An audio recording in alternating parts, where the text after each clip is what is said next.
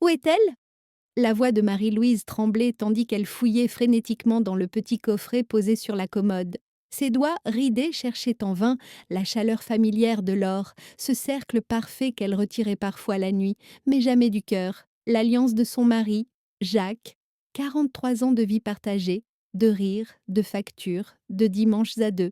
Et maintenant, rien. Elle retourna chaque tiroir, vérifia la boîte à bijoux, les poches de sa veste, jusqu'à ce que la panique monte dans sa gorge. Le vide, un vide si lourd qu'il semblait avaler l'air autour d'elle. Damien? Cria-t-elle depuis le salon. Pas de réponse. Le vieux parquet grinça sous ses pas lorsqu'elle sortit de la chambre. Le téléviseur du séjour crachait une émission de cuisine sans spectateurs. Le canapé portait encore les traces d'un après-midi passé à somnoler sous le plaid.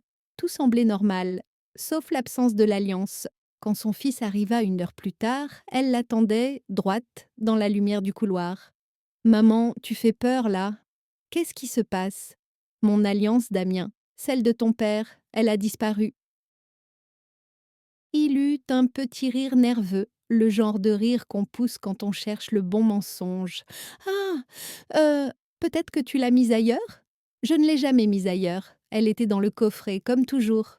Un silence long, pesant. Damien évita son regard, passa la main dans ses cheveux, puis soupira. Bon, faut pas t'énerver, hein? Ce soupir, elle le connaissait. C'était celui qu'il faisait avant d'admettre une bêtise d'enfant. Mais il n'était plus un enfant. Il avait 50 ans, une femme, une maison, et pourtant, dans ce moment-là, il avait l'air d'un petit garçon pris la main dans le pot de confiture. Je voulais t'en parler, commença-t-il. Tu voulais? Oui, c'était juste un prêt, maman. J'avais besoin d'un peu d'argent, c'était temporaire. Quoi? L'alliance, je l'ai vendue, mais juste pour quelques jours. J'ai eu une facture imprévue, un problème avec la voiture. Je la rachèterai, promis. Marie-Louise sentit le sol se dérober sous ses pieds. Tu as vendu l'alliance de ton père? Il leva les mains, cherchant à se défendre. C'est juste de l'or, maman. Faut pas dramatiser. Je te dis que je la récupérerai. De l'or. Juste de l'or. Elle le regarda comme si elle voyait un étranger. Cet homme, son fils, qu'elle avait nourri, élevé seul après la mort de Jacques, celui pour qui elle avait sacrifié chaque plaisir, chaque vacances, chaque robe neuve, venait de réduire l'unique symbole de leur vie de famille à un simple métal revendable. Tu n'as pas honte, Damien? Sa voix se brisa sur la fin. Il haussa les épaules, mal à l'aise. J'avais pas le choix. Et puis, c'est pas comme si papa allait revenir pour la réclamer. Une gifle sonore retentit dans la pièce. Pas un mot ne suivit. Même le téléviseur sembla se taire. Elle n'avait pas prévu le geste. Il était sorti d'elle comme un réflexe, comme si l'humiliation avait trouvé son chemin à travers sa main. Damien porta la joue, stupéfait. T'es folle, cria-t-il. Non, je suis ta mère, et je viens de réaliser que j'ai élevé un étranger. Il recula, ramassa sa veste, claqua la porte sans un mot de plus. Quand le silence revint, Marie-Louise resta là, immobile, respirant difficilement, le cœur battant trop vite. Ses yeux se posèrent sur la commode. Le coffret ouvert, vide, béant, semblait la narguer. Elle s'assit lentement, les mains sur les genoux.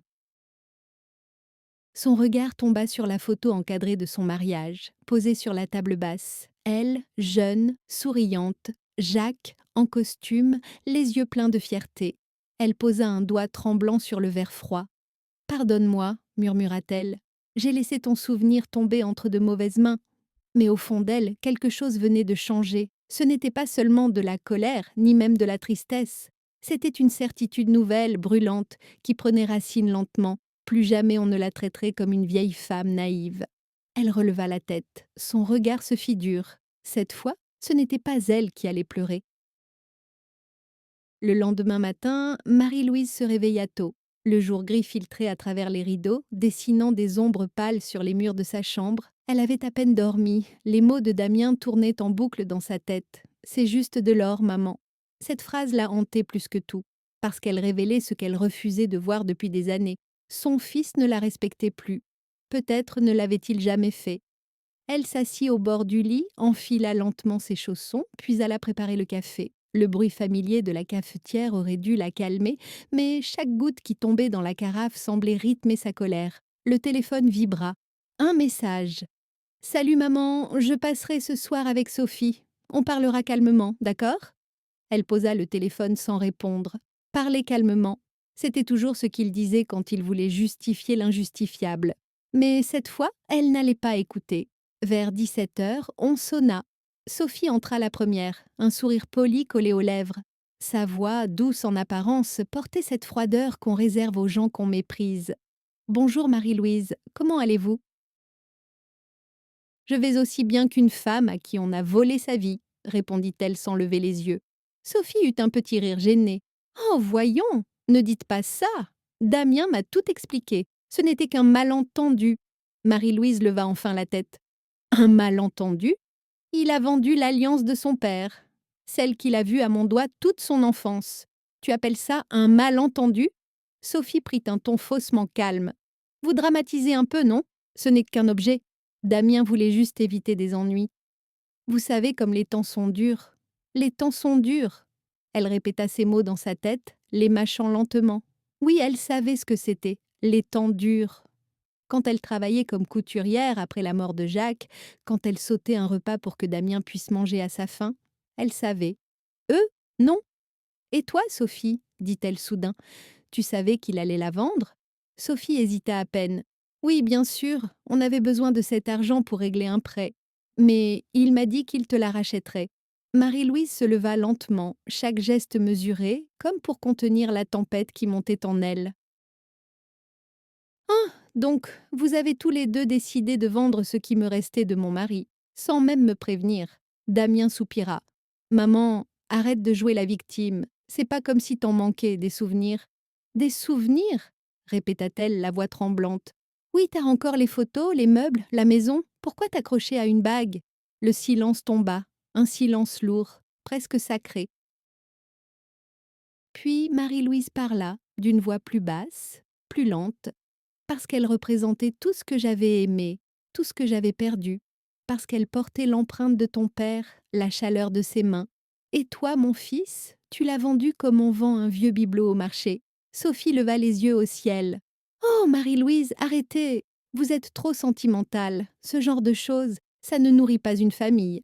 Non, mais ça en construit une, murmura-t-elle. Et c'est ce que vous ne comprendrez jamais. Damien fronça les sourcils. Tu veux qu'on fasse quoi alors?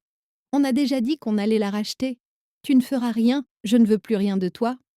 Arrête tes bêtises, maman, maman, soupira-t-il. Tu dis ça parce que t'es blessée. Non, je dis ça parce que je suis lucide. Elle s'approcha lentement de lui. Tu crois que je n'ai rien vu? Que je ne comprends pas quand vous venez dîner juste avant la fin du mois, quand vos sourires ne sont qu'un prétexte à me demander un petit coup de pouce? Vous m'avez pris pour un porte-monnaie sur pattes? Damien pâlit. Ce n'est pas vrai. Alors pourquoi la bague? Pourquoi le mensonge? Sophie prit la parole, d'un ton sec. Vous exagérez, Damien vous aime. Il a juste fait une erreur. Marie-Louise éclata de rire. Un rire bref, amer, presque triste. Une erreur? Non, ma chère. Une erreur, c'est oublier de dire bonjour. Ce qu'il a fait, c'est trahir sa mère. Elle se dirigea vers la porte d'un pas ferme.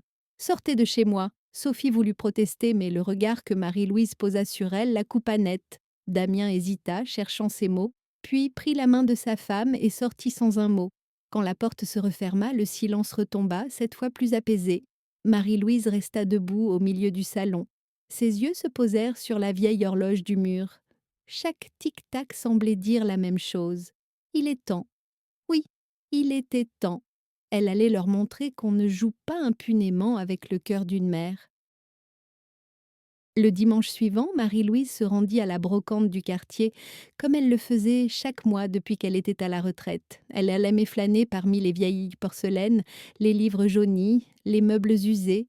Il y avait là quelque chose de rassurant, un monde où les objets avaient encore une âme. Mais ce jour-là, elle n'avait pas le cœur à sourire. Son regard glissait sur les vitrines sans les voir, jusqu'à ce qu'elle s'arrête net. Sur un petit présentoir, à côté d'un collier d'ambre et d'une montre fêlée, une bague.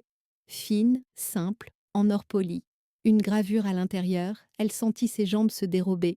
Non, non, c'est pas possible. Elle se pencha, les doigts la tremblants. L'inscription à peine visible sous la lumière. M plus J 1976. C'était la sienne, son alliance, celle de Jacques. Le vendeur, un homme d'une cinquantaine d'années, la regarda avec un sourire commercial. Belle pièce, hein? Trouvée chez un revendeur ce matin. 120 € si ça vous dit. Elle sentit ses lèvres trembler. Où l'avez-vous eue? Oh, vous savez, madame, les gens vendent tout et n'importe quoi pour un peu de cash. Une femme, peut-être, ou un gars pressé. Un goût amer envahit sa bouche. Elle sortit son portefeuille, compta lentement les billets. Je la prends. Quand la bague retrouva la chaleur de sa paume, une larme roula sur sa joue. Ce n'était plus seulement de la tristesse, c'était une brûlure. Elle remit la bague dans sa poche, serra le tissu contre elle et s'éloigna du stand sans un mot. Le vent d'octobre soufflait fort sur la place. Elle marchait vite, comme si la honte la poursuivait. Ce n'était plus seulement l'histoire d'une alliance volée, c'était celle d'un fils qui avait effacé son père. En rentrant chez elle, elle posa la bague sur la table, prit un carnet et un stylo. Elle écrivit la date, puis une phrase. Aujourd'hui, j'ai racheté ce que mon fils a vendu. Elle resta un long moment à regarder ces mots, et pour la première fois depuis longtemps, elle sentit non pas de la douleur, mais une forme de clarté. Ce n'était pas une défaite, c'était un signal. Le soir venu, elle entendit frapper. Elle savait que c'était Damien. Elle ouvrit la porte sans un mot. Maman, on peut parler? Entre. Il entra, les mains dans les poches, le regard fuyant. Je voulais m'excuser, j'ai compris que j'avais dépassé les bornes. Non, tu n'as rien compris, répondit-elle calmement. Il resta debout, mal à l'aise. Je me suis sentie mal, tu sais. J'ai pensé à papa, à toi. Je me suis dit que j'avais fait une connerie. Et tu crois qu'un mot suffit à tout effacer? Elle se leva, prit la bague sur la table et la posa devant lui. Regarde, il fronça les sourcils. C'est la bague? Oui, celle que tu as vendue. Je l'ai retrouvée ce matin, chez un brocanteur. Son visage se figea. Maman, je. Tais-toi, laisse-moi finir. Sa voix se fit plus ferme, plus tranchante. Tu l'as vendue pour un prêt temporaire. Tu m'as menti, tu m'as humiliée. Mais tu sais ce que je trouve le plus grave, Damien? Ce n'est pas la bague, c'est ce qu'elle représente. Ton père, Dieu et son âme, t'aimaient plus que tout. Il s'est tué à la tâche pour que tu aies une vie meilleure. Et toi, son propre fils, tu as vendu son souvenir comme on vend un ticket de loterie. Damien baissa la tête. Je regrette, maman. Non, tu regrettes d'avoir été pris. Il ne répondit pas. Marie-Louise remit la bague à son doigt, lentement, comme un geste sacré, puis elle dit « À partir d'aujourd'hui, plus d'argent, plus d'aide, plus de silence. Je vais remettre de l'ordre dans ma maison et dans ma vie. » Qu'est-ce que ça veut dire? Ça veut dire que tu n'auras plus rien à vendre. Ni alliance, ni souvenir, ni dignité. Il resta figé, les lèvres entr'ouvertes, puis quitta la pièce sans un mot. Quand la porte se referma, elle s'assit sur la chaise, la tête haute. Un calme étrange la traversa. Pour la première fois depuis des années, elle se sentit forte. Elle porta sa main à son cœur, caressa la bague et murmura « Ne t'inquiète pas, Jacques. Ce n'est pas fini. Pas encore. » Les jours suivants, le silence s'installa entre Marie-Louise et son fils. Plus d'appels, plus de messages, plus de visites. Elle en fut d'abord soulagée, puis lentement un vide s'installa. Elle aurait voulu croire que Damien réfléchissait, qu'il comprenait la gravité de son geste. Mais au fond, elle savait qu'il ne réfléchissait qu'à une seule chose: comment se faire pardonner sans avoir à changer. Le mercredi matin, elle descendit ses poubelles et croisa son voisin, monsieur André, un ancien chauffeur de bus avec qui elle bavardait souvent. « Vous avez une sale mine, Marie-Louise. Tout va bien ?» Elle hésita. « Mon fils, il m'a déçue. » Les enfants, souffla André, c'est comme le vin. Certains s'adoucissent, montables en vieillissant, d'autres tournent. Elle eut un sourire triste. « Vous avez raison. Si vous voulez en parler, je suis juste aux 3 demain, et puis je fais un bon café. » Elle hocha la tête avec reconnaissance, mais elle n'était pas encore prête à parler, pas maintenant.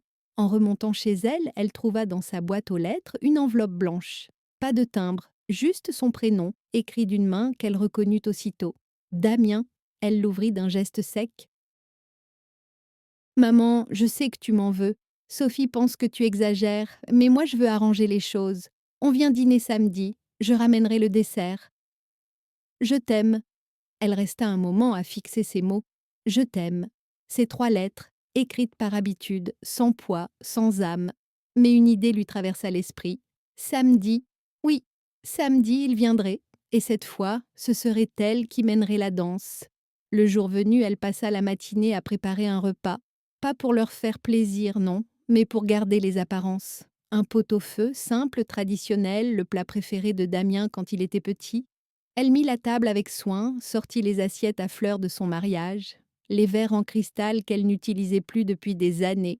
Elle voulait que tout soit impeccable, que rien ne laisse deviner la tempête. À 19 heures, la sonnette retentit. « Bonsoir maman », lança Damien tout sourire, tenant un gâteau dans une boîte. Sophie entra derrière lui, tirée à 4 épingles, parfumée comme si elle allait à un gala. « Quel parfum délicieux !» dit-elle en s'asseyant. « Ça sent la campagne. » « Oui », répondit Marie-Louise sans sourire. « La vraie vie, sûrement. » Ils s'installèrent, les conversations furent d'abord banales. Sophie parla de son travail, de leurs vacances, prévues quand les finances iraient au mieux. Marie-Louise acquiesçait, servait, souriait à peine. Puis, au moment du dessert, elle prit la parole. « Dites-moi », commença-t-elle doucement, « vous souvenez-vous de ce que vous m'avez dit quand j'ai parlé de l'alliance ?» Sophie haussa les épaules. « Que vous dramatisiez, je crois. »« Oui, vous aviez raison, je n'aurais pas dû dramatiser. Ce n'était qu'un objet, après tout. » Damien la regarda méfiant. « Maman, où veux-tu en venir ?»« À rien, je réfléchissais seulement à tout ce que j'ai ici. Et je me disais que vous aviez peut-être raison. Ces vieilleries ne servent à rien. » Elle posa sa cuillère, se leva lentement et disparut dans le couloir. Quand elle revint, elle tenait une boîte en bois. Elle la posa sur la table. « C'est quoi ?» demanda Damien. « Des souvenirs. Tu veux voir ?» Elle ouvrit la boîte. À l'intérieur, quelques bijoux, des photos, une montre en argent et surtout un dossier épais avec un ruban rouge. « Qu'est-ce que c'est ?» fit Sophie. « Mes papiers, » répondit Marie-Louise. « Mon testament, mon épargne, l'acte de propriété de l'appartement. » Les yeux de Sophie s'illuminèrent brièvement avant qu'elle ne retrouve son masque poli. « Vous êtes prévoyante, » dit-elle. « Oh, j'ai appris à le devenir. » Marie-Louise se rassit calmement. « Tu sais, Damien, il y a une chose que ton père disait souvent. On ne mesure pas un homme à ce qu'il possède, mais à ce qu'il respecte. » Elle le fixa longuement. « Toi, mon fils, tu as beaucoup appris à gagner, mais rien à respecter. » Il se leva brusquement. « Maman, on n'est pas venu pour ça. »« Non, vous êtes venu pour voir ce qu'il reste à prendre. » Sophie blêmit. Marie-Louise ferma la boîte et l'attira vers elle. « Cette fois, c'est moi qui garde tout, et surtout ma dignité. » Un silence de glace tomba sur la pièce. Le tic-tac de l'horloge résonna à nouveau, implacable. Damien passa une main nerveuse sur son visage. « Tu veux qu'on parte, c'est ça ?»« Oui, » dit-elle simplement. « Allez-vous-en, et ne revenez que quand vous saurez ce que le mot « famille » veut dire. » Ils quittèrent l'appartement sans un mot. Quand la porte claqua, Marie-Louise resta debout, droite, le regard fixé sur la boîte. Son cœur battait fort, mais elle ne tremblait plus. Ce soir-là, pour la première fois depuis des années, elle dormit sans cauchemar. Le lendemain matin, la lumière filtrait à travers les volets à moitié fermés.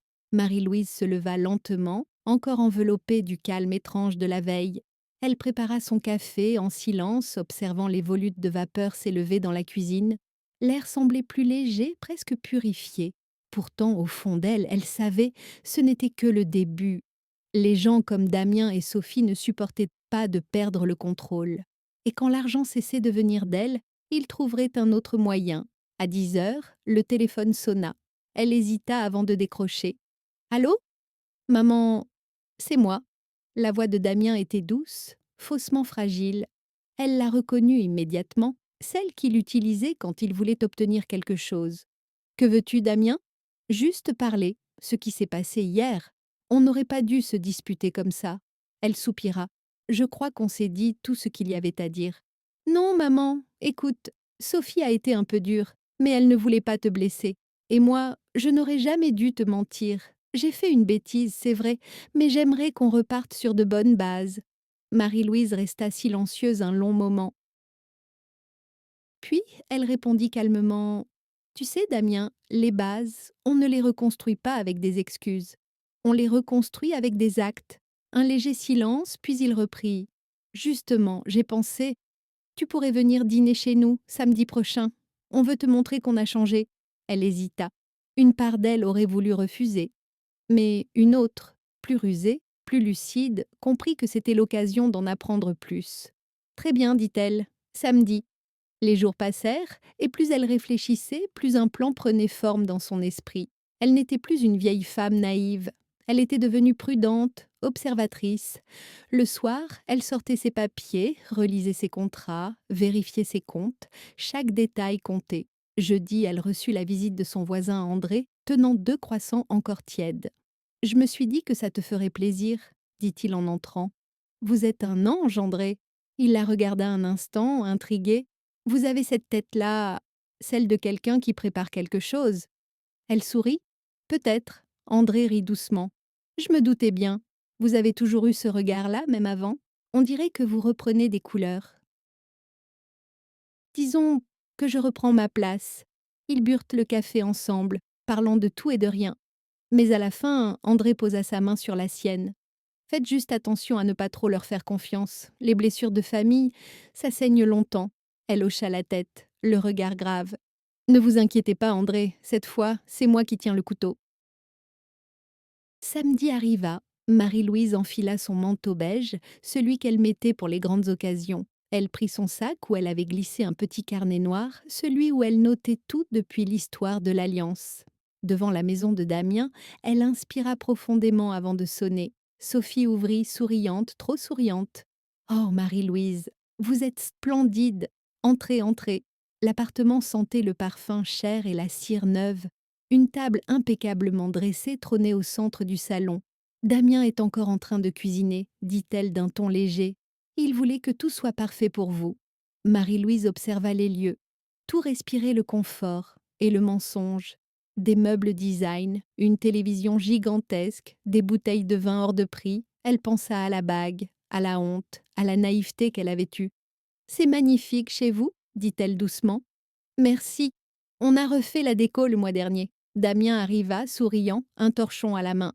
Maman, viens, installe-toi. Ce soir, c'est moi qui régale. Le dîner commença dans une atmosphère polie, presque joyeuse. Mais Marie-Louise sentait la tension sous les sourires. Sophie parlait trop, Damien évitait son regard. Puis, au moment du dessert, il glissa discrètement une enveloppe sur la table. C'est pour toi, maman. Un petit cadeau, pour nous faire pardonner. Elle le regarda sans bouger. Qu'est-ce que c'est? Ouvre, tu verras. Elle tira sur le rabat. À l'intérieur, un document plié en 3. Un papier officiel. En haut, le logo d'une agence immobilière. Son sang se glaça. C'est quoi ça? Sophie répondit avec un sourire figé. Rien de grave, voyons. C'est juste une autorisation de mise en vente. On s'est dit que, vu ton âge, tu pourrais envisager de vendre ton appartement et venir vivre plus près de nous. On s'occuperait de tout. Marie-Louise posa lentement la feuille sur la table. Son regard passa de l'un à l'autre. Donc après la bague, maintenant, la maison. Le silence tomba, épais comme du plomb. Damien tenta de rire. Maman, ne prends pas ça comme ça, on veut juste t'aider à simplifier ta vie. Elle se leva droite, le regard glacé. Non, Damien, ce n'est pas ma vie que tu veux simplifier, c'est la tienne. Elle prit son sac, rangea la feuille avec soin, puis ajouta calmement. Merci pour le dîner. Et surtout, merci pour la preuve. Sophie pâlit. La preuve? Oui, celle de votre cupidité. Elle leur lança un dernier regard. On ne trahit pas 2 fois la même mère, pas sans conséquence. Et sur ces mots, Marie-Louise tourna les talons et quitta la maison. Marie-Louise descendit les escaliers de l'immeuble d'un pas lent, méthodique, ses doigts se serraient autour du papier qu'elle tenait dans la main. L'autorisation de mise en vente, elle ne sentait plus la colère, ni même la honte, seulement une lucidité glaciale. Le vent du soir la gifla quand elle sortit dehors. La rue était presque vide. Sous les lampadaires, son ombre paraissait plus grande qu'elle. Elle marcha longtemps, sans vraiment savoir où aller, jusqu'à ce qu'elle se retrouve devant la petite église de son quartier. Elle entra, le silence la saisit. L'odeur de cire et de bois ciré, la lumière douce des bougies. Elle s'assit au fond, seule. « Jacques, murmura-t-elle, j'aurais voulu que tu vois ce qu'est devenu notre fils. » Ses mains tremblaient légèrement, mais au fond, une idée naissait déjà, claire, précise. Elle ne se laisserait plus manipuler. Elle allait agir. Le lendemain, dès 8 heures, elle appela Maître Dubreuil, un notaire qu'elle connaissait depuis longtemps, celui qui avait réglé la succession de Jacques. « Madame Dupont? Quelle surprise! Comment allez-vous » Pas très bien, maître. Mon fils essaie de me vendre. Il eut un petit rire, pensant à une plaisanterie, mais la voix de Marie-Louise resta froide. Je ne plaisante pas. J'ai besoin de venir vous voir aujourd'hui. C'est urgent. À 10 heures, elle était dans son bureau. Le notaire, un homme au regard bienveillant mais habitué aux drames familiaux, l'écouta en silence pendant qu'elle lui racontait tout. L'alliance, le mensonge, l'autorisation de vente. Quand elle eut fini, il resta pensif. Votre fils a effectivement besoin d'argent, je suppose? Toujours, mais cette fois, c'est allé trop loin. Vous avez bien fait de venir. D'abord, il faut sécuriser vos biens. Vous êtes toujours seul propriétaire de votre appartement, n'est-ce pas? Oui, Jacques l'avait mis à mon nom. Parfait, alors nous allons ajouter une clause de protection. Interdiction de vente ou de transfert sans votre signature personnelle et la mienne. Et je vais aussi enregistrer un testament de votre choix, si vous le souhaitez. Elle hocha la tête, le regard fixe. Oui, je veux qu'il sache que ce qu'il convoite ne lui reviendra jamais. Le notaire prit note. Et vous voulez que cet acte reste confidentiel? Non, je veux qu'il le découvre, mais pas maintenant. Il leva les yeux vers elle, surpris. Vous avez un plan? Oui, dit-elle calmement. Un plan de mère. En sortant du cabinet, Marie-Louise sentit un vent nouveau dans ses poumons. Ce n'était plus la douleur qui guidait ses pas, c'était la stratégie. Elle s'arrêta à la boulangerie, acheta une baguette, salua la vendeuse avec un sourire tranquille. Même son reflet dans la vitrine semblait différent. Les rides étaient toujours là, mais il y avait dans ses yeux une lueur nouvelle. En rentrant chez elle, elle sortit le carnet noir et nota 6 novembre. Aujourd'hui, j'ai cessé d'être la victime. J'ai repris le stylo de ma propre histoire. Puis elle s'assit et composa un numéro. Allô André? C'est moi. Tu m'avais proposé un café l'autre jour? Bien sûr. Je monte tout de suite. Quelques minutes plus tard, André entra, tenant 2 tasses fumantes. Alors qu'est-ce qu'il se passe? Demanda-t-il en la regardant. Elle lui raconta tout, sans détour. Les mensonges, la trahison, le papier de vente. Il serra la mâchoire. Ton fils mérite une bonne leçon, Marie-Louise. Il va l'avoir, répondit-elle. Mais pas une leçon de colère, une leçon de vérité. André la regarda intrigué. Tu vas faire quoi? Elle esquissa un sourire. Je vais leur donner exactement ce qu'ils veulent. Du moins, c'est ce qu'ils croiront. Le soir, elle prit un stylo, s'assit à sa table et écrivit une lettre adressée à Damien. Des mots mesurés, pleins de douceur, de culpabilité feinte. Mon chéri, j'ai réfléchi. Peut-être que j'ai été trop dure. Tu as raison, je vieillis et la maison devient grande pour moi. Passons un dimanche tous ensemble. J'aimerais te parler d'une décision importante. Ta mère qui t'aime. Elle la relut plusieurs fois avant de la glisser dans une enveloppe. Puis elle ajouta à voix basse. Viens donc, mon fils. Cette fois, c'est moi qui t'attendrai avec un piège. Ce soir-là, en éteignant la lampe de chevet, Marie-Louise sentit la paix revenir. Elle n'avait pas peur, elle avait un plan, une détermination et surtout la certitude que l'amour n'excuse pas tout. Elle regarda sa bague, brillante dans la lumière tamisée. Tu vois, Jacques, murmura-t-elle. Elle tourne la roue, à ma manière. Et pour la première fois depuis des mois, elle s'endormit le cœur léger. Le dimanche arriva, clair et froid. Marie-Louise s'était levée avant l'aube. Elle avait tout préparé avec un calme méthodique. La nappe repassée, les verres polis, le rôti prêt à enfourner. Rien ne laissait deviner que ce déjeuner serait tout sauf ordinaire. Sur la table, elle avait déposé un bouquet de lys blancs. Son mari les aimait. Et aujourd'hui, elle voulait que tout, même les fleurs, lui rappelle qu'elle n'était pas seule. Vers midi, la sonnette retentit. Bonjour, maman, lança Damien, rayonnant, un bouquet à la main. Sophie le suivait, toujours trop maquillée, trop sûre d'elle. Vous avez bonne mine, Marie-Louise, dit-elle avec un ton mielleux. Merci, répondit calmement la vieille femme. Entrez, je vous attendais. Ils s'installèrent. Les odeurs de viande rôtie emplissaient la maison. Damien semblait détendu, presque joyeux. Alors, maman, quelle est cette grande décision dont tu voulais nous parler? Demanda-t-il, tout en se servant un verre de vin. Elle esquissa un sourire paisible. Nous en parlerons après le dessert. J'aimerais d'abord profiter d'un bon repas avec mon fils. Le ton était doux, presque maternel, mais quelque chose dans son regard troubla Sophie. Elle avait ce calme dangereux qu'ont ceux qui ont cessé d'avoir peur. Le repas se déroula dans une atmosphère feutrée. Damien riait, Raconter des banalités sur son travail, Sophie opinait distraitement. Marie-Louise hochait la tête, servait, observait, chaque mot, chaque geste, chaque regard. Après le dessert, elle se leva, alla chercher un dossier sur le buffet et le posa sur la table. Voilà, dit-elle simplement. Damien fronça les sourcils. C'est quoi ça? Le fruit de ma réflexion. Elle s'assit face à eux, mains jointes, l'air presque solennel. J'ai décidé de vendre. Un silence. Puis un sourire immense éclaira le visage de Damian. Tu es sérieuse? Oui, tu avais raison, Damien. La maison est trop grande pour moi. Et puis, je me fais vieille. Je préfère que tout soit réglé avant qu'il ne soit trop tard. Sophie posa une main triomphante sur le bras de son mari. C'est une sage décision, Marie-Louise. Vous verrez, ce sera plus simple pour tout le monde. Marie-Louise continua, imperturbable. Mais avant de lancer la procédure, j'ai pris rendez-vous avec mon notaire. Il m'a aidé à rédiger les documents nécessaires. Elle sortit 2 feuillets du dossier et les posa devant eux. Damien s'empressa de les attraper, le regard brillant. Excellent, on va pouvoir signer rapidement alors. Elle sourit. Lis d'abord. Il parcourut le texte à toute vitesse, fronçant peu à peu les sourcils. Attends, qu'est-ce que c'est que ça? Sophie se pencha pour lire à son tour. Le document stipulait noir sur blanc. L'intégralité des fonds issus de la vente du bien immobilier de Madame Marie-Louise Dupont sera léguée à une œuvre caritative au bénéfice des femmes âgées victimes d'abandon familial. Un silence tomba. Damiens releva la tête, blême. Tu plaisantes? Non. Tu veux donner tout ton argent? À des inconnus? Pas à des inconnus, corrigea-t-elle. À des femmes comme moi.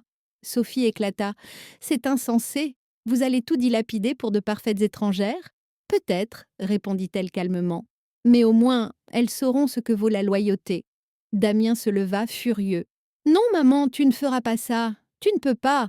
Elle le fixa droit dans les yeux. Tu veux parier? Il resta là, bouche ouverte, incapable de répondre, puis il attrapa la feuille, la froissa entre ses doigts. Je refuse. Elle se leva à son tour, le regard brûlant. Tu refuses quoi, Damien? Que je sois libre? Que je prenne une décision sans te consulter? Cette maison est la mienne, cet argent est le mien, et ma vie surtout ne t'appartient plus. Sophie tenta d'intervenir. Marie-Louise, soyons raisonnables. Le temps de la raison est passé, dit-elle sèchement. Vous m'avez traitée comme une idiote. Vous m'avez humiliée. Mais moi, je ne suis pas de celles qu'on enterre vivantes. Elle prit les papiers, les rangea soigneusement dans la chemise. La vente est déjà enregistrée. Le notaire finalisera le transfert dans 2 semaines. Damien la regarda abasourdi. Tu as déjà vendu? Oui, et j'ai signé en ton absence pour éviter une autre erreur de jugement. Sophie devint livide. Mais où vas-tu vivre? Chez moi, dit-elle simplement. Et chez moi ne se résume plus à 4 murs. Elle se dirigea vers la porte d'un pas ferme. Le repas est terminé. Damien voulut parler, mais aucun son ne sortit. Quand la porte se referma derrière eux, Marie-Louise s'appuya un instant contre le mur. Son cœur battait à tout rompre, mais elle souriait. Elle venait de briser leur chaîne, une par une. Sur la table, entre 2 assiettes, restait une petite tache de vin rouge. Elle l'effleura du doigt, puis murmura « Ce n'est pas du vin, Jacques, c'est la couleur de ma liberté. » La porte se referma doucement derrière eux, et Marie-Louise resta seule, immobile, dans ce silence vibrant qui suit les tempêtes. Son cœur battait fort, pas de peur, mais d'un étrange mélange d'épuisement et de satisfaction. Elle venait de reprendre ce qu'on lui avait volé depuis des années, le respect. Elle ramassa les assiettes, lava les verres, rangea la table avec soin. Chaque geste était lent, précis, presque cérémonial. Ce n'était pas un simple dîner, c'était la fin d'une ère. Lorsqu'elle eut terminé, elle s'assit près de la fenêtre et regarda la rue. Dehors, la vie suivait son cours. Des enfants riaient, un chien aboyait, des passants pressés filaient sans la voir. Elle pensa à tout ce qu'elle avait supporté. Les remarques de Sophie, les silences de Damien, la solitude des soirs où personne ne venait plus. Et soudain, un souvenir remonta, doux et cruel à la fois. Jacques, un soir d'hiver, assis à cette même table, lui tenant la main. Si un jour les gens que tu aimes cessent de te respecter, Malou, ne pleure pas. Relève-toi, redresse la tête. Parce qu'une femme debout vaut plus qu'une armée d'ingrats. Elle ferma les yeux, un sourire triste au coin des lèvres. Et Tu avais raison, mon vieux. Comme toujours. Le lendemain matin, le téléphone sonna à plusieurs reprises. Elle laissa sonner. Mais quand le notaire, maître Dubreuil, apparut sur l'écran, elle décrocha. Bonjour, madame Dupont. Tout va bien? Très bien, maître. La scène s'est déroulée comme prévu. Je n'en doutais pas, vous êtes redoutable. Il ria doucement, puis reprit plus sérieusement. Le transfert des fonds vers l'association sera effectif lundi. Vous êtes sûr de vouloir renoncer à tout cet argent? Oui, répondit-elle sans hésiter. Cet argent ne m'apporterait rien de bon, autant qu'il serve à d'autres femmes qui, elles, n'ont pas eu la chance de se relever. Le notaire acquiesça avec respect. Vous savez, ce que vous faites est rare. Beaucoup parlent de dignité, peu la pratiquent. La dignité, murmura-t-elle, ne se réclame pas. Elle se protège. Après avoir raccroché, Marie-Louise resta un long moment à contempler sa bague. C'était son dernier lien tangible avec Jacques. Tout le reste, l'argent, les murs, les souvenirs matériels, n'était plus que poussière. Mais cette bague, elle, symbolisait autre chose, la fidélité à soi-même. Vers la fin de l'après-midi, on frappa à la porte. 3 coups, rapides. Elle sut immédiatement que ce n'était pas Damien. Il n'aurait pas osé revenir si tôt. Quand elle ouvrit, elle trouva Sophie sur le palier. Les yeux rougis, le maquillage effacé, la voix tremblante. Je peux entrer ?» Marie-Louise hésita puis s'écarta légèrement. Sophie entra, le regard fuyant. Damien est parti. Il est allé chez sa sœur à Bordeaux. Il dit qu'il ne veut plus te parler. C'est son choix. Un silence, puis Sophie ajouta Je voulais juste te dire, je suis désolée, pas pour la bague, ni pour la maison, mais pour le mépris, pour la manière dont je t'ai regardée toutes ces années. Marie-Louise resta droite, impassible. Pourquoi ce revirement soudain? Parce que j'ai vu ton regard hier, et j'ai compris qu'on venait de perdre quelque chose qu'on ne retrouvera jamais. Elle leva les yeux vers la vieille femme. « Tu n'as pas peur d'être seule, toi? Moi, si. » Marie-Louise la contempla longuement.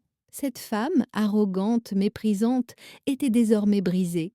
Et pour la première fois, elle vit non pas une ennemie, mais une âme perdue. « Sophie, dit-elle doucement, la solitude fait peur seulement à ceux qui ne savent pas s'y tenir. Tu pourrais me pardonner ?» Elle laissa un silence, long et pesant. « Non. Pas encore. Mais je ne te déteste plus. Et c'est déjà un début. » Les yeux de Sophie se remplirent de larmes. Elle hocha la tête, puis se leva pour partir. Avant de franchir la porte, Marie-Louise ajouta « Et dis à Damien que je ne lui en veux pas non plus, mais qu'il ne revienne pas tant qu'il ne saura pas s'aimer lui-même. » Sophie resta figée un instant puis sortit sans un mot. Le soir, André frappa doucement à la porte, une bouteille de vin à la main. « J'ai entendu dire que t'avais gagné une guerre, ma belle. » Elle sourit. « Pas une guerre, André, une libération. Ils trinquèrent, simplement. 2 verres, 2 vieux amis, 2 âmes qui avaient trop vu pour encore s'effondrer. » Quand il partit, elle resta seule un instant sur le pas de la porte. Le ciel se teintait d'orange et une brise tiède passait entre les rideaux. Elle porta la main à sa bague, la fit tourner lentement. « Tu vois, Jacques, » souffla-t-elle, « j'ai vendu leurs mensonges et racheté ma paix. » Puis elle referma doucement la porte, cette fois pour de bon. Les jours suivants furent étrangement paisibles. Marie-Louise redécouvrait le silence. Un vrai silence, pas celui pesant, d'une solitude forcée, mais celui doux, d'une paix retrouvée. Chaque matin, elle ouvrait ses volets en souriant. Elle savourait le chant d'un moineau sur le balcon, la lumière sur sa table, le café chaud qu'elle préparait sans se presser. Pour la première fois depuis longtemps, elle se sentit vivante et libre. Elle avait passé la semaine à trier sa maison, pas par nostalgie, mais pour alléger des années d'objets, de souvenirs, de papiers. À chaque tiroir ouvert, elle décidait, garder ou laisser. Elle jeta sans regret les choses inutiles, les factures, les lettres sans tendresse, les restes d'un passé qu'on avait sali. Mais certains objets, elle les rangea avec soin. Une photo d'elle et Jacques à Arcachon, un dessin que Damien lui avait offert à 7 ans, avec écrit en dessous « Pour la meilleure maman du monde ». Elle le regarda longuement, un pincement au cœur, puis elle le glissa dans son carnet noir. Le jeudi, elle reçut un appel inattendu. « Bonjour Madame Dupont, ici l'association Les Jardins de l'Espoir. Nous voulions vous remercier pour votre don. » « Ah, vous l'avez reçu ? Oui, et croyez-moi, il va faire une énorme différence. Nous hébergeons des femmes âgées victimes de maltraitance familiale. Grâce à vous, nous pourrons rénover une aile entière du centre. Marie-Louise sentit une chaleur lui monter au visage. Vous n'avez pas à me remercier. Ce que j'ai fait, je l'ai fait pour la paix de mon âme. Votre geste n'est pas seulement généreux, madame, il est puissant. Nous aimerions donner votre nom à cette aile. Maison Marie-Louise Dupont. Elle resta un instant sans voix. Ce n'est pas nécessaire, balbutia-t-elle. Nous insistons. Votre histoire inspirera d'autres femmes. Un sourire lui échappa malgré elle. Alors, merci, et prenez soin d'elle. Quand elle raccrocha, elle demeura un moment immobile.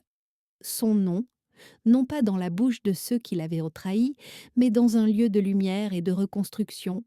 Elle sentit ses yeux s'humidifier, mais cette fois c'étaient des larmes de gratitude. En fin d'après-midi, on frappa de nouveau, 3 petits coups timides. Elle ouvrit et son cœur fit un bond. Damien, son fils se tenait là, tête baissée, le visage creusé, les yeux rougis. Il avait vieilli, en quelques jours seulement. Maman, je peux entrer? Elle hésita. Son instinct maternel se débattait avec la blessure encore vive, puis elle s'écarta lentement. Entre. Il s'assit dans le salon sur le même fauteuil où il avait ri quelques semaines plus tôt. Mais cette fois, il ne riait pas. Je suis venue m'excuser, pas pour sauver quoi que ce soit, juste parce que j'ai honte. Marie-Louise resta silencieuse. Il poursuivit. Quand Sophie est rentrée l'autre soir, elle m'a tout raconté. Ton regard, tes mots, ce que tu as fait. Et puis j'ai reçu un appel du notaire. Il déglutit. J'ai compris que tu avais donné tout ce que j'espérais avoir. Et tu sais quoi? T'as bien fait? Elle l'observait, le cœur serré. Pourquoi dis-tu ça maintenant? Parce que j'ai enfin compris que c'était moi le pauvre, pas toi. Un silence lourd tomba. Marie-Louise sentit une larme glisser sur sa joue. Tu sais, Damien, le pardon ne se donne pas sur demande. Il se mérite. Je sais, je veux juste que tu saches que je t'aime, même si je ne l'ai jamais montré correctement. Elle soupira doucement. Ce n'est pas moi qu'il faut convaincre, mon fils. C'est toi-même. Il hocha la tête. Puis il sortit quelque chose de sa poche, un petit écrin bleu. Il l'ouvrit, à l'intérieur, une alliance. Ce n'est pas celle de papa, celle-là, tu l'as retrouvée avant moi, mais c'est une copie. Je l'ai faite faire. Je voulais te la rendre, symboliquement. Elle l'a pris entre ses doigts, simple, en or, gravé à l'intérieur, pour celle qui m'a tout appris. Les mots la transpercèrent. Elle leva les yeux, vit son fils en larmes. Alors, lentement, elle se leva, s'approcha, posa une main sur sa joue. Tu vois, murmura-t-elle, il n'est jamais trop tard pour redevenir quelqu'un de bien. Il hocha la tête, incapable de parler. Et pour la première fois depuis des années, elle prit son fils dans ses bras, non pas pour le protéger, mais pour le libérer. Ce soir-là, Marie-Louise resta seule sur son balcon, la bague serrée dans la main. Les étoiles brillaient doucement au-dessus d'elle.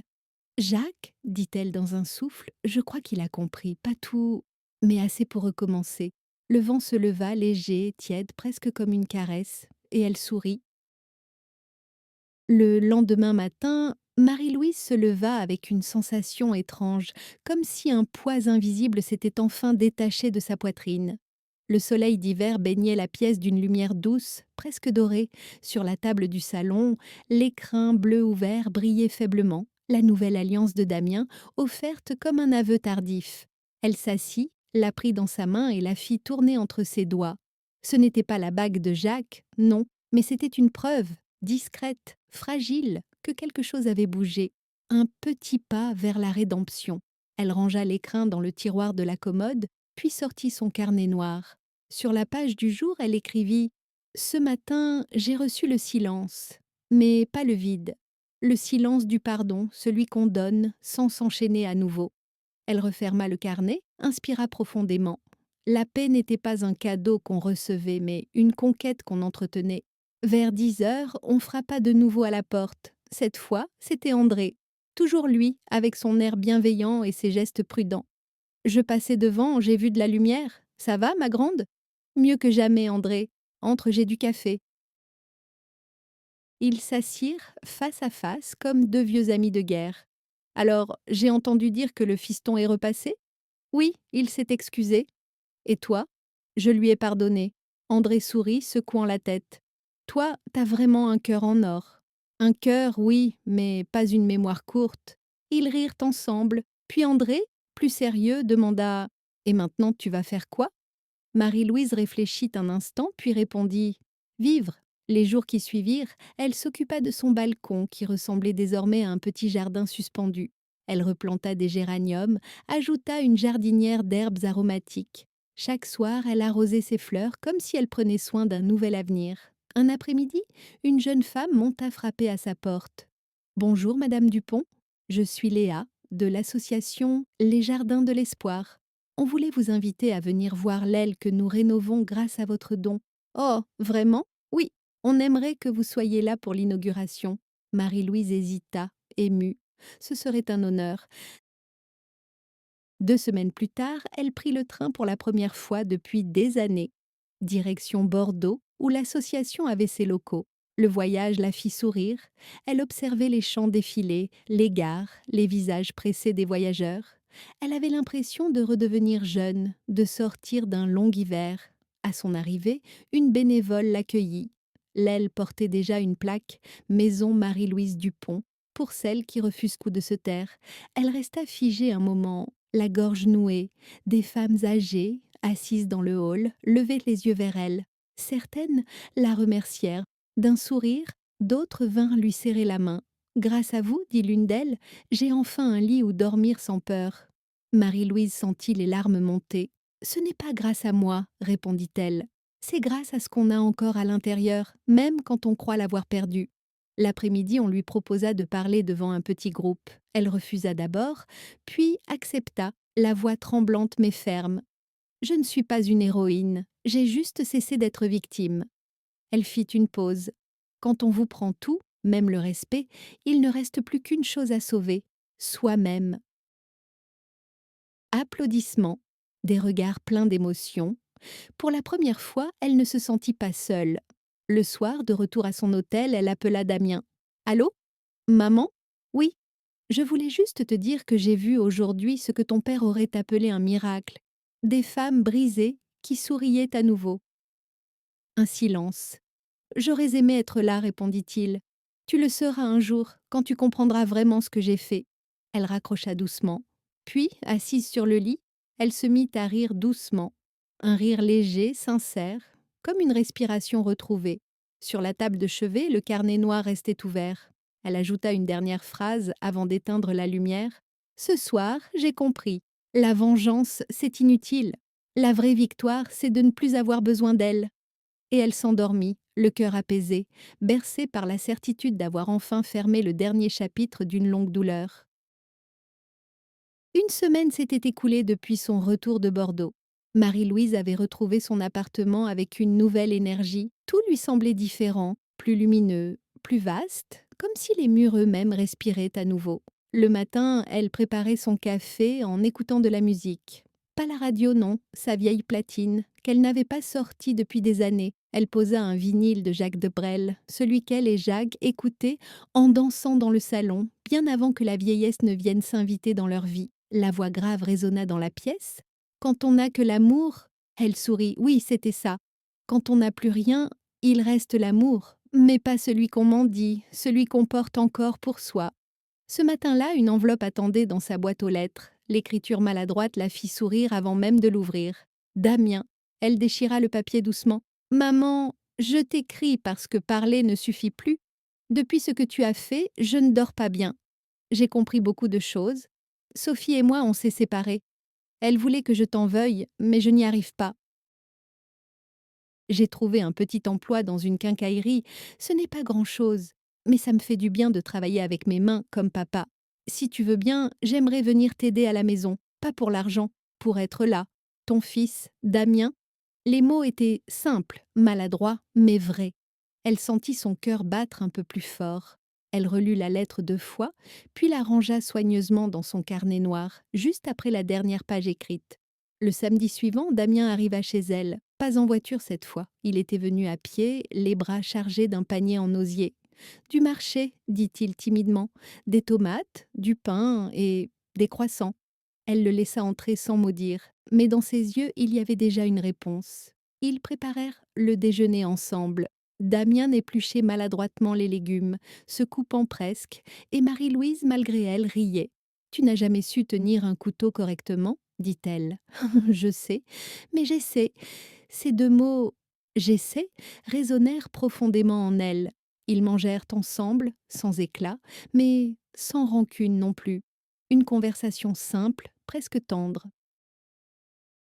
Après le repas, Damien posa sa fourchette et la regarda droit dans les yeux. Maman, je ne mérite pas ton pardon, mais si tu veux bien, j'aimerais mériter ta présence. Elle resta silencieuse un moment, puis elle posa sa main sur la sienne. C'est un bon début. Le soir, quand il partit, elle resta debout sur le pas de la porte, le regard suivant son fils qui s'éloignait dans la rue. Il avait la même démarche que Jacques. Ce détail, minime, lui serra le cœur. Elle ferma la porte et s'appuya contre le bois. La maison paraissait moins vide.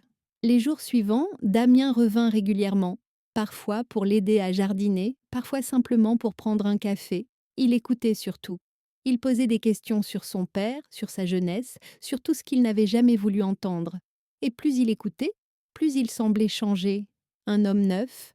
Un soir, alors qu'il buvait une tisane sur le balcon, il lui dit « Tu sais, j'ai compris que je t'en voulais depuis longtemps, sans savoir pourquoi. Pourquoi donc? Parce que tu étais forte, et moi, je ne supportais pas de ne pas l'être. » Elle sentit sa gorge se serrer. « Être fort, mon fils, ce n'est pas dominer, c'est se relever. Euh, et te voilà debout, enfin. » Il sourit. « Bon, grâce à toi. » La nuit tomba. Marie-Louise resta un moment seule, à regarder les lumières des immeubles d'en face. Elle pensa à toutes ces femmes qui, quelque part, retrouvaient, elles aussi, un peu de dignité grâce à cette maison qu'elle avait offerte. Et elle sut que tout cela, la bague, la trahison, la colère, avait mené ici. Elle prit son carnet noir, écrivit doucement « Le pardon ne guérit pas les blessures, mais il empêche le poison de gagner le cœur. » Puis elle ajouta d'une main ferme « Jacques, notre fils redevient un homme, et moi, une femme libre. » Elle referma le carnet, le posa sur la table et souffla la bougie. Dehors, la lune éclairait doucement la fenêtre. Marie-Louise ferma les yeux. Elle n'attendait plus rien de la vie, et c'est justement pour ça qu'elle savait qu'elle avait tout reçu. Les jours s'allongeaient, les matins devenaient plus clairs. Dans l'appartement de Marie-Louise, la lumière du printemps s'invitait comme un vieil ami. Elle avait changé la nappe de la table, ajouté un vase de fleurs fraîches et suspendu des rideaux neufs qu'elle avait cousus elle-même. Chaque détail respirait la renaissance. Un dimanche matin, elle ouvrit grand les fenêtres et respira l'air frais, presque sucré.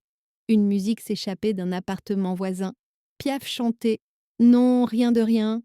Marie-Louise sourit. Ce refrain semblait avoir été écrit pour elle. Sur la table, une enveloppe attendait. Non pas de Damien cette fois, mais de l'association Les Jardins de l'Espoir. Elle l'ouvrit, curieuse. « Chère Madame Dupont, nous vous écrivons pour vous annoncer une bonne nouvelle. L'aile Maison Marie-Louise Dupont est terminée. Les premières résidentes y ont emménagé cette semaine, et nous avons placé sur la porte une plaque en votre honneur. Nous aimerions vous inviter à venir inaugurer officiellement le lieu en présence des bénévoles et de la presse locale. » Elle resta un long moment immobile, les yeux fixés sur la lettre. Une émotion douce la traversa, un mélange de fierté et d'humilité. Elle n'avait jamais voulu être reconnue, et pourtant, l'idée que son nom puisse symboliser autre chose qu'un chagrin lui fit chaud au cœur. Le jour de l'inauguration arriva. Damien insista pour l'accompagner. « Si tu veux bien de moi, dit-il timidement. « Viens, répondit-elle simplement. Ce jour n'est pas que le mien. » Le trajet en train se fit dans un silence paisible. Pas celui de la gêne, mais celui d'une tendresse retrouvée. Ils traversèrent tôt la campagne, les champs verts, les villages endormis. Quand ils arrivèrent à Bordeaux, un petit comité les attendait. Léa, la jeune femme de l'association, les accueillit avec un large sourire. « Madame Dupont, quelle joie de vous revoir. Tout le monde parle de vous ici. » Marie-Louise leva une main pour l'arrêter, gênée. « Oh, ne dites pas ça, j'ai juste fait ce que toute mère devrait faire, remettre les choses à leur place. » Ils avancèrent dans le couloir lumineux de la nouvelle aile. Des rideaux blancs, des murs peints couleur pêche, des plantes vertes dans chaque coin. Et au bout, la fameuse plaque dorée, Maison Marie-Louise Dupont, pour celles qui refusent de se taire. Damien resta figé devant la plaque. Ses yeux brillaient. Maman, tu as fait ça seule? Oui, mais je n'étais pas seule. Ton père était là quelque part, et puis j'avais ma colère pour m'éclairer. Elle rit doucement. Parfois, la colère, c'est une flamme. Il faut juste apprendre à ne pas s'y brûler. Une bénévole vint lui tendre un micro. Vous voulez dire quelques mots? Elle hésita puis hocha la tête. Sa voix, d'abord fragile, prit peu à peu de la force. Je ne suis pas venue ici pour parler de moi. Elle balaya la salle du regard. Je suis venue pour parler de nous, de toutes les femmes qu'on a oubliées, celles qu'on a traitées comme des fardeaux, qu'on a fait taire, qu'on a vidées de leur valeur. Elle marqua une pause. J'ai cru moi aussi que mon silence me protégerait, mais le silence, mesdames, est un poison. Il ronge le cœur plus sûrement que la solitude. Alors un jour, j'ai parlé, et ce jour-là, j'ai recommencé à vivre. Ouah! Applaudissements. Les bénévoles, les femmes assises, même les journalistes essuyaient leurs yeux. Damien la regardait, bouleversé. Il n'avait jamais entendu sa mère parler avec autant de force, ni vu autant de lumière dans son regard. C'était comme si la vieillesse elle-même avait reculé devant elle. Après la cérémonie, ils sortirent prendre l'air. Le soleil brillait haut. Des enfants jouaient dans le jardin du centre. Marie-Louise s'assit sur un banc, ferma les yeux. Damien, à côté d'elle, murmura: Je ne savais pas que tu pouvais inspirer autant de gens. Moi non plus. Je n'ai jamais voulu inspirer qui que ce soit. J'ai juste voulu cesser d'avoir honte. Un silence, puis elle ajouta doucement: Tu sais, mon fils, j'ai compris une chose, on ne transmet pas la richesse par l'argent, mais par la dignité. Et celle-là, tu peux encore la regagner. Damien hocha la tête. Je le ferai, maman, je te le promets. Elle le regarda. Ne me promets rien. Vie, prouve-le-moi par ta vie. Il sourit, et dans ce sourire, elle revit un instant le petit garçon qu'il avait été, celui qui courait pieds nus dans le jardin, riant sous les bras de son père. Le passé venait de boucler son cercle. Ce soir-là, avant de repartir, Marie-Louise retourna une dernière fois voir la plaque à son nom. Elle passa les doigts sur les lettres gravées, puis murmura: Pour toi, Jacques, et pour toutes celles qu'on a laissées seules. Et quand elle quitta le bâtiment, le vent fit doucement teinter la plaque dorée comme un dernier merci. Le retour à la maison fut calme. Le train avançait lentement à travers la campagne, longeant les champs dorés et les villages silencieux. Marie-Louise regardait par la fenêtre, songeuse, tandis que Damien, assis à côté d'elle, lisait un petit livre qu'il avait acheté à Bordeaux, L'art de la simplicité. Le titre la fit sourire. Il y a encore quelques mois, son fils n'aurait jamais ouvert un tel livre. Elle l'observait discrètement, sans parler. Il avait changé, pas seulement dans ses mots, mais dans son visage, dans sa façon d'écouter, dans ce calme qu'il dégageait maintenant. Elle se dit que peut-être c'était ça le vrai miracle, voir son enfant devenir enfin un adulte, pas par l'âge, mais par la conscience. Le train entra en gare. Tu veux que je t'accompagne jusque chez toi? Demanda Damien. Non, mon grand, rentre chez toi. J'ai besoin d'un peu de silence ce soir. D'accord.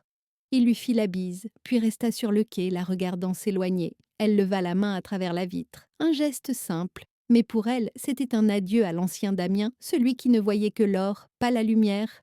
En rentrant chez elle, Marie-Louise sentit une paix familière l'envelopper. Elle posa son manteau, alluma une bougie, puis s'assit près de la fenêtre. Dehors, la nuit tombait, douce, presque veloutée. Elle ouvrit son carnet noir. La page du jour était encore blanche. Elle écrivit: Aujourd'hui, j'ai vu mon fils devenir un homme, et j'ai compris que le pardon, c'est quand on regarde une plaie et qu'on voit une cicatrice à la place. Elle referma doucement le carnet, mais resta là, le regard perdu sur les toits de la ville. Le vent faisait bouger les rideaux, la bougie vacillait. Tout semblait vivant, léger, paisible. Puis, comme un murmure, une idée s'imposa. Transmettre, pas à Damien, pas seulement, mais à d'autres. Le lendemain, elle appela Léa, la jeune femme de l'association. Léa, c'est Marie-Louise. J'ai réfléchi. Je voudrais faire du bénévolat si vous avez besoin. Un silence surpris, puis un rire doux à l'autre bout du fil. Vous êtes sérieuse? Très. Je ne veux pas seulement donner de l'argent, je veux donner du temps. 2 semaines plus tard, elle reçut un badge. Bénévole, Maison Marie-Louise Dupont. Elle riait en le regardant. Le destin avait de l'humour. Elle, qui avait été humiliée, trahie, rabaissée, se retrouvait maintenant à tendre la main à d'autres femmes.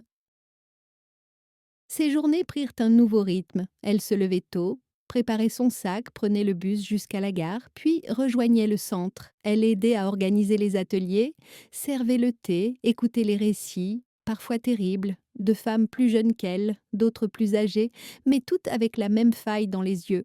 Une après-midi, une femme d'environ 50 ans, les cheveux gris emmêlés, lui prit la main et dit: Vous savez, Madame Dupont, j'ai entendu votre histoire ici. Vous avez fait ce que je n'ai jamais osé faire, dire non. Marie-Louise serra doucement ses doigts. Il n'est jamais trop tard, ma chère. Dire non un jour, c'est commencer à se dire oui le lendemain. Cette phrase fit sourire la femme. Et Marie-Louise comprit alors que son rôle n'était plus de se défendre, mais d'enseigner à d'autres comment le faire. Un soir, en quittant le centre, elle croisa une fillette d'une dizaine d'années, assise sur un banc avec sa mère, l'une des résidentes. La petite tenait un dessin dans les mains. Vous êtes la dame de la plaque demanda-t-elle timidement. Oui, je crois bien. Maman dit que vous êtes courageuse. Moi, je trouve que vous êtes belle. Marie-Louise sentit sa gorge se serrer. Merci, ma chérie. Tu sais, la beauté, c'est comme une fleur, elle pousse mieux quand on ne la piétine plus. La petite hocha la tête, puis lui tendit son dessin. Un soleil, une maison, et 3 mots écrits en lettres maladroites. Merci, Mamilou. Elle garda le dessin. Ce soir-là, elle le glissa dans son carnet noir, juste à côté du dessin de Damien, celui d'il y a 40 ans. 2 dessins, 2 enfances, 2 réconciliations. En rentrant, elle s'assit sur son balcon. Le ciel s'emplissait d'étoiles. Elle ferma les yeux et murmura: Jacques, tu vois, notre histoire continue. Mais cette fois, elle aide d'autres à recommencer la leur. Elle resta longtemps ainsi, la tête levée vers les constellations, la main posée sur son alliance. Et au fond d'elle, elle sut que son histoire approchait de la fin. Pas une fin triste, mais une fin juste, une fin qui ressemblait à un recommencement. Le printemps céda lentement sa place à l'été.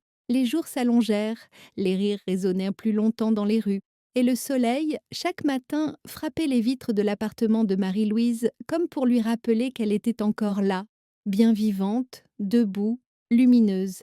Elle aimait cette période. L'air chaud qui entrait par la fenêtre, le bruit des enfants qui jouaient en bas, le parfum du café qu'elle préparait lentement. Ses mains tremblaient parfois un peu, mais son esprit, lui, n'avait jamais été aussi clair. Son carnet noir, désormais presque plein, trônait sur la table du salon. Chaque page racontait une miette de vérité, une trace de résistance, un souffle de renaissance. Ce matin-là, alors qu'elle s'apprêtait à partir pour le centre, le téléphone sonna. Allô, maman? Bonjour, Damien, tu vas bien? Oui, j'ai une nouvelle à t'annoncer. Sa voix semblait hésitante, comme celle d'un enfant avant un aveu. Je voulais te dire, j'ai trouvé un nouveau travail, dans un atelier d'ébénisterie. C'est pas payé des 1000 et des 100, mais c'est honnête. L'odeur du bois, dit-elle doucement, te rappellera ton père. Il aimait ça. Oui, c'est pour ça que j'ai accepté. Un silence s'installa, puis Damien ajouta: Et puis, j'ai rencontré quelqu'un. Oh, elle s'appelle Clara, elle travaille à la mairie. Elle sait tout de ce que j'ai fait, mais elle ne me juge pas. Marie-Louise sourit, même si Damien ne pouvait pas le voir. Alors tu as enfin trouvé une femme qui regarde ton cœur, pas ton compte. C'est une bénédiction, mon fils. Et toi, maman, tu vas bien? Je vais mieux que jamais. J'ai encore du travail, moi aussi. Tu parles du centre? Oui, les femmes m'appellent Mamilou. Elle rit. Tu te rends compte? Je suis devenue la grand-mère de toutes celles qui n'en ont plus. Damien rit à son tour, ému. Tu mérites tout ce qu'il t'arrive de beau, maman. Et toi aussi, mon fils. J'aimerais venir te voir dimanche, si tu veux bien. Dimanche, oui. Apporte ton sourire. Le reste, je m'en occupe. Au centre, ce jour-là, Marie-Louise arriva avec son éternel panier. Dedans, des brioches, du café et un petit carnet neuf. Elle le posa sur la table en disant au bénévole: Je crois qu'il est temps d'en commencer un autre. Un autre carnet? Oui, pour les histoires des autres femmes. Pas les miennes cette fois. Léa sourit. Vous allez nous manquer, Marie-Louise. Je ne pars pas, ma petite. Je passe le relais. C'est différent. Elle passa la matinée à écouter, à rire, à consoler, à apprendre. Puis avant de partir, elle fit un dernier tour du bâtiment. Chaque chambre, chaque fenêtre, chaque voix semblait porter un peu de son âme. Devant la plaque dorée, elle s'arrêta un instant. Le soleil la faisait briller d'un éclat presque vivant. Elle y posa ses doigts. J'ai bien veillé Jacques. Maintenant, elles veilleront à leur tour. Le dimanche arriva. Damien arriva à midi, un panier à la main. J'ai cuisiné, annonça-t-il fièrement. Toi? Oui, un gratin dauphinois et une tarte aux pommes. Ton père aurait approuvé. Ils mangèrent sur le balcon, riant comme deux vieux complices. Damien racontait son atelier, ses collègues, ses maladresses. Il avait retrouvé quelque chose que Marie-Louise croyait perdu, la simplicité. Après le repas, il regarda le carnet noir posé sur la table. C'est ton journal? Oui. Je peux le lire un jour? Pas tout de suite. Certaines pages appartiennent encore à ma douleur. Mais un jour peut-être. Damien hocha la tête. D'accord. Un silence doux s'installa, puis il sortit de sa poche un petit paquet. C'est pour toi. Elle l'ouvrit avec précaution. À l'intérieur, un cadre en bois sculpté avec une photo de deux prises récemment, au centre de l'association. Sous la photo, une inscription à celle qui m'a appris à ne plus avoir honte, d'aimer. Marie-Louise sentit ses yeux s'embuer. C'est toi qui as écrit ça? Oui, et c'est la vérité. Elle serra la photo contre son cœur. Merci, mon fils. Le soir, après son départ, elle resta seule, mais cette fois sans ce poids qui autrefois lui pesait tant. Elle posa la photo sur le buffet, à côté de celle d'elle et Jacques. Deux images, deux amours, l'un passé, l'autre retrouvé. Elle s'assit, ouvrit son carnet noir pour la dernière fois, et écrivit « Quand la vie t'arrache tout, elle ne te punit pas. Elle te donne une chance de tout reconstruire, mais cette fois avec des fondations solides. » Puis elle ajouta « Aujourd'hui, j'ai enfin cessé d'attendre. Je vis. » Elle referma le carnet, souffla la bougie et resta un instant dans la pénombre. Le vent d'été entra doucement par la fenêtre, apportant avec lui une odeur de fleurs et de liberté. Et dans ce souffle léger, elle crut entendre la voix de Jacques murmurer « Tu vois, Malou, tu n'as jamais eu besoin d'or. Tu étais déjà précieuse. » Les jours s'étiraient lentement vers la fin de l'été. Les feuilles commençaient à jaunir, le soleil baissait plus tôt, et dans la lumière dorée du soir, l'appartement de Marie-Louise semblait flotter dans une paix qu'aucune ombre ne venait troubler. Elle s'était habituée à ce calme. Il ne lui pesait plus, au contraire, il l'apaisait. Chaque matin, elle buvait son café sur le balcon, entourée de ses plantes, observant la ville s'éveiller. Elle n'attendait plus personne, mais elle n'était plus seule non plus, car quelque chose dans l'air lui rappelait toujours Jacques, et désormais Damien aussi. Un après-midi, alors qu'elle feuilletait son carnet noir, la sonnette retentit. C'était Léa, la jeune femme de l'association, essoufflée, un grand sourire aux lèvres. « Marie-Louise, excusez-moi de venir sans prévenir. On prépare une vidéo pour le site de l'association et on aimerait que vous racontiez votre histoire. » « Mon histoire ?» fit-elle surprise. « Oui, votre parcours, votre courage, votre message. Vous avez aidé tant de femmes, il faut que d'autres entendent vos mots. » Marie-Louise resta silencieuse. Une partie d'elle hésitait. Elle avait mis tant de temps à tourner la page. Mais une autre partie, plus forte, lui souffla que ce n'était pas pour elle qu'elle parlerait cette fois, mais pour celle qui ne pouvait pas. « D'accord, dit-elle simplement, je le ferai. » Quelques jours plus tard, une petite équipe vint s'installer dans son salon. Une caméra, deux lampes, un micro. La jeune journaliste souriante lui dit « On veut juste que vous soyez naturelle. Parlez comme si vous vous adressiez à quelqu'un que vous aimez. » Marie-Louise hocha la tête. Elle s'assit dans son fauteuil, la bague de Jacques à la main. Le silence se fit. La lumière était douce, dorée, presque bienveillante. « Quand j'étais jeune, commença-t-elle, je croyais que le respect, c'était quelque chose qu'on recevait naturellement, juste parce qu'on aimait. Mais j'ai appris qu'il faut parfois se battre pour le mériter, même de la part de ceux qu'on a portés dans notre ventre. » Elle marqua une pause. « J'ai tout perdu un jour, une alliance, un souvenir. Et puis j'ai compris, on ne perd jamais vraiment ce qui compte. On le retrouve autrement, ailleurs, dans la force, dans la vérité, dans le pardon. » Son regard se fit plus profond. À toutes les femmes qui m'écoutent, celles qu'on a trahies, celles qu'on a fait taire, celles qu'on a traitées comme des vieilles ombres, relevez la tête. Ne laissez personne vous faire croire que votre cœur est trop grand, parce que c'est justement lui qui vous sauvera. Elle posa une main sur sa poitrine. Moi, j'ai perdu de l'or, mais j'ai retrouvé ma valeur. Un silence, puis la journaliste, émue, murmura: «C'était parfait, Madame Dupont. Merci». Le soir même, la vidéo fut publiée sur la page de l'association. Les réactions affluèrent. Des centaines de femmes écrivaient: «Merci Marie-Louise, vous m'avez redonné du courage». Des filles, des mères, des grands-mères. Certaines disaient: «J'ai vécu la même chose». D'autres simplement: «Vous m'avez aidé à ne plus avoir honte». Damien, en découvrant la vidéo, l'appela aussitôt. «Maman, tu ne m'avais pas dit que tu allais devenir une star?» Elle rit. «Une star? Non, une femme qui a enfin compris qu'elle pouvait briller sans permission». Quelques semaines plus tard, elle reçut un courrier officiel.